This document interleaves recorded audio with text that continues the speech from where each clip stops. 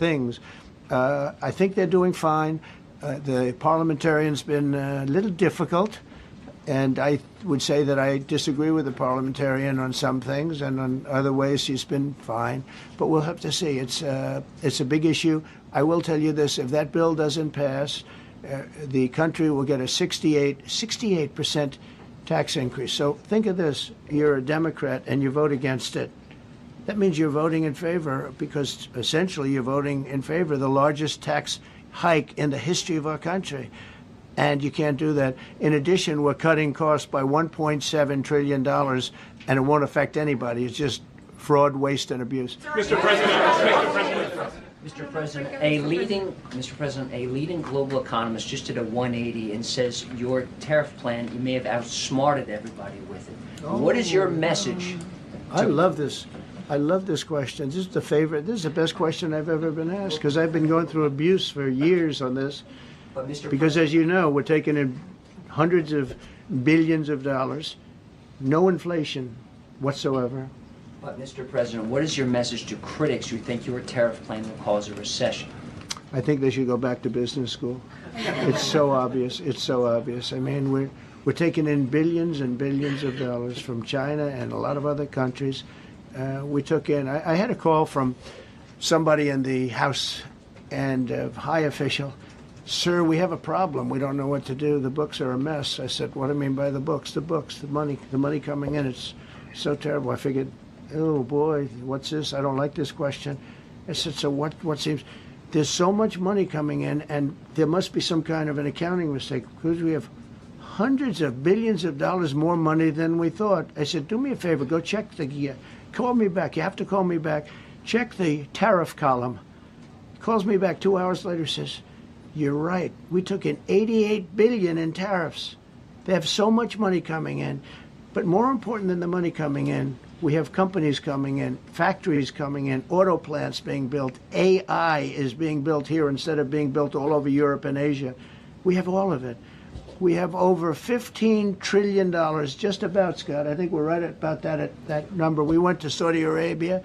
We went to Qatar. We went to UAE. Very smart people, very smart leaders, great leaders. And we took in $5.1 trillion just there without the tariffs. I mean, they also liked a thing called November 5th, November 6th, and November 7th. That was a very good little period of time. It's called the presidential election. You know, you used to have one-day election. Now you have it go over it. But even if you just took that little period, because it was pretty obvious it was going to be a landslide. And they like that, but they love the tariffs. I had Texas Instruments come in the other day, big company, and he said, we're putting in $60 billion into new plants and new equipment, new everything.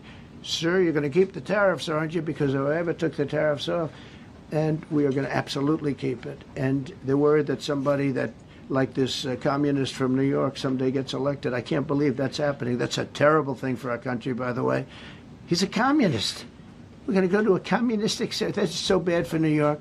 But the rest of the country is revolting against it. But if somebody got elected, they're afraid that if this was taken off, well, we're going to guarantee it's never going to be taken off. And again, we're taking in think of this, hundreds of billions of dollars. And they were all confused because they've never seen this before. You know, it's always the other way. We don't have enough money. So much money is coming in at levels that nobody's ever seen. But most importantly, we have factories being built, car plants being built, companies moving to our country like never before. If you look at 15 trillion, and that's only in a few months. You know, I haven't been here that long. Presidents, like the last one, was a disaster. He's the worst president in the history of our country, by the way. What he did on our border can never, ever be forgotten. To me, that's the worst of all the things. And he's done some terrible things, grossly incompetent. Nobody knew it was him, because I don't think it was him. I think it was whoever was controlling the auto pen. But our country is doing great. And those leaders and other leaders, I just left, as you know, a large group of the most highly respected people. And that includes big countries. When you look at Germany and France and Spain, although Spain didn't come through, but they will. By the way, guaranteed they will. That was the only country that sort of tried to hold back on putting up the money. But just so you know, they said, it's unbelievable what's happened to the USA. You were a dead country. We didn't respect the country, the leader. You were dead as a doornail. One said to me, you went from being a dead country, you are right now the hottest country anywhere in the world. The whole world is talking about the USA, and everybody wants a part of it, and they're pouring into our country, and you're going to see those numbers. Thank you for that question. Go ahead. Yeah, go ahead, please. Thank you, Mr. President. I have a question about trade. Secretary Bessent has said that he hopes tariff deals with major partners will be done by Labor Day. So if some deals are not done by your July 9th deadline, will some countries' tariffs go back up, or will they stay where they are Well, now? there's some countries that are used to ripping us off, to be honest with you. And I don't want to name them, but you sort of can name them. And they're so used to just, you know, taking it billions and billions of, look, we had a trade deficit of more than $1 trillion. Think of a trillion, a trade deficit. That's because nobody cared. We cared a lot when, you know, I took in hundreds of billions of dollars in tariff. We had the greatest economy in history up until now. I think we're going to blow it away.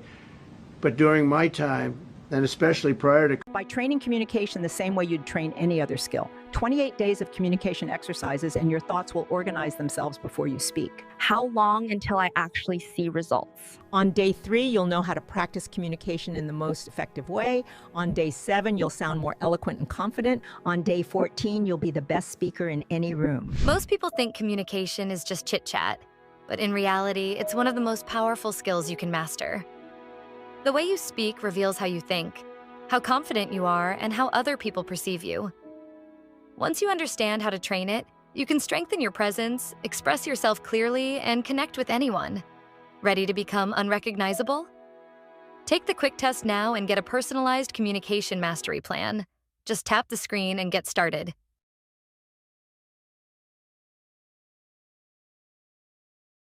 The special prosecutor, so many Americans still have questions about the 2020 election. And speaking of rogue judges, would you consider appointing somebody at DOJ maybe to investigate the judges that allowed for the political persecution of you, your family, and your supporters during the Biden administration? I love you. Who are you? I'm Kara from Lindell TV. Well, it's just a very nice question. And it's not a setup. I have no idea who you are, but I appreciate that question. All I can say is we're not here for that. I hope so. I hope they're doing a thing because that election was rigged and stolen, and we can't allow that to happen. You know, a lot of people tell me, sir, you just won the greatest election in the history of our country. You won at numbers that won all 7 swing states, won the popular vote, won everything. Sir, go on with your life. And many people that say that, good people, friends of mine, then you have people that say that same thing, go on with your life, but you have to find out what happened because you can't let that happen again. Look at what this lunatic did. Look at what he did. He opened our borders to people that were murderers, 11,888 to be exact, murderers, and we've captured many of those murderers, and we're bringing them back, or some of them are so dangerous that we don't even want to bring them back. We're afraid they're going to try and come back in. But he allowed people to come into this country, people from mental institutions, insane asylums, that's a mental institution on steroids, people from mental institutions, gang members, drug dealers, people, jails being emptied out into our country. Venezuela emptied out almost its entire prison population into our country. But I don't want to blame them. Many countries have done that. The Congo, you know, we have a great press conference coming up later, and it's the Congo and Rwanda. You know, they were fighting for years, and it was machetes, it was vicious, it was as vicious, people's heads being chopped off. And I have a man who's very good in that part of the world, very smart, and put them together, and we're signing a peace treaty today. First time in many years they're going to have peace, and it's a big deal. You know, we talk about Russia, and we're working that one. President Putin called up, and he said, I'd love to help you with Iran. I said, do me a favor. I'll handle Iran. Help me with Russia. We got to get that one settled. And I think something's going to happen there. But we did some great work. India and Pakistan. That was going to be maybe nuclear. We did that. We did a lot of work. I don't know if there's ever been a president that's done much more. Serbia, Kosovo was going to go at it. Going to be a big war. I said, you go at it. There's no trade with the United States. They said, well, maybe we won't go at it. That's what happened with India and Pakistan. I was negotiating with both of them, and I said to Scott, I said to Howard, cancel all deals with India and Pakistan. They're not trading with us because they're in a war. They called back, what do we do? I said, look, you want to have trade with the United States, it's great.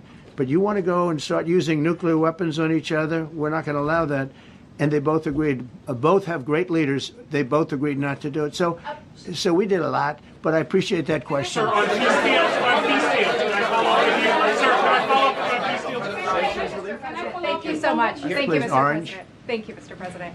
I was just speaking with Senator Ron Johnson on the One Big Beautiful Bill, and he says he really wants to get to yes for you and get this accomplished. He does. He's a good man. But he also said that he needs more time, and he is not certain that the July 4th deadline is Well, possible. then he's not such a good man. Because there's too much work to do. He's a good man. Ron How Johnson's important- doing a good job. He's very committed. Every Republican senator is committed.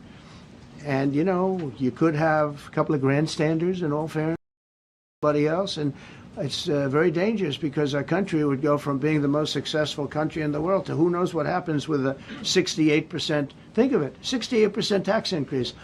That was given by the Democrats because they like high taxes. I don't know what happened. You know, all my life, I'd grow up and I'd watch politicians talking.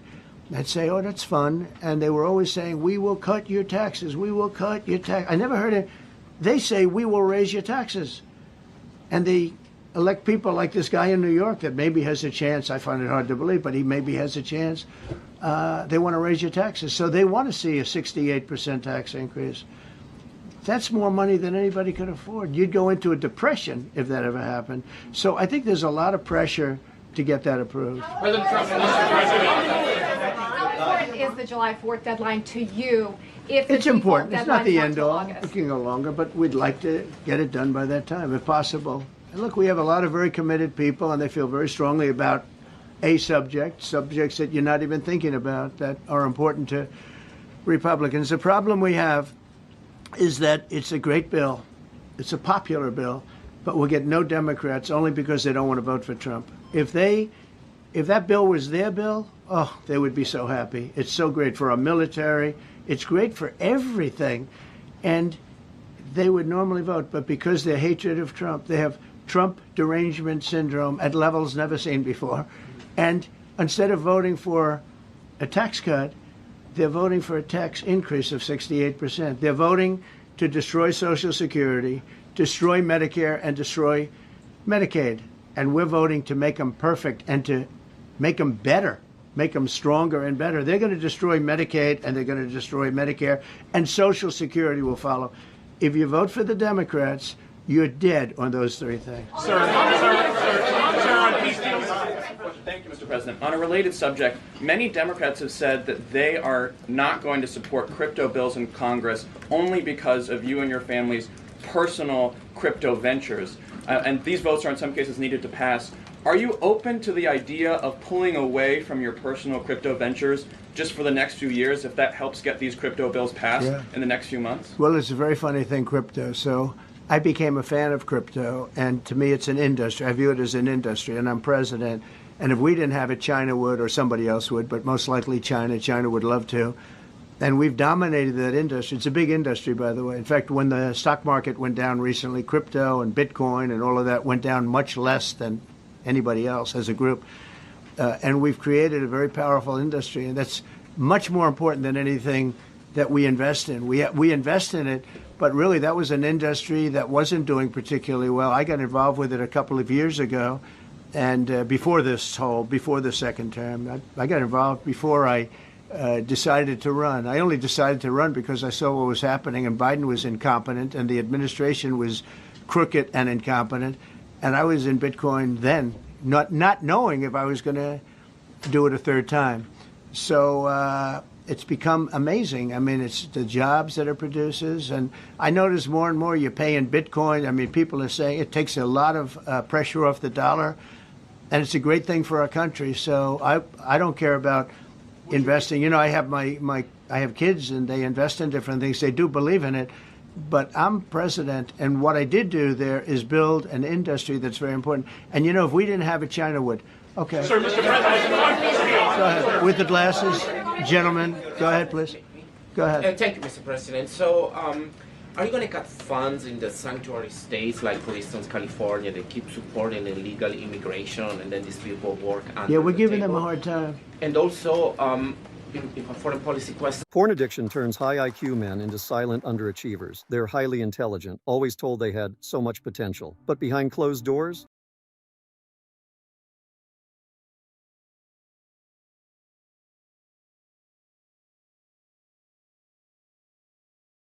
but here's what no one tells.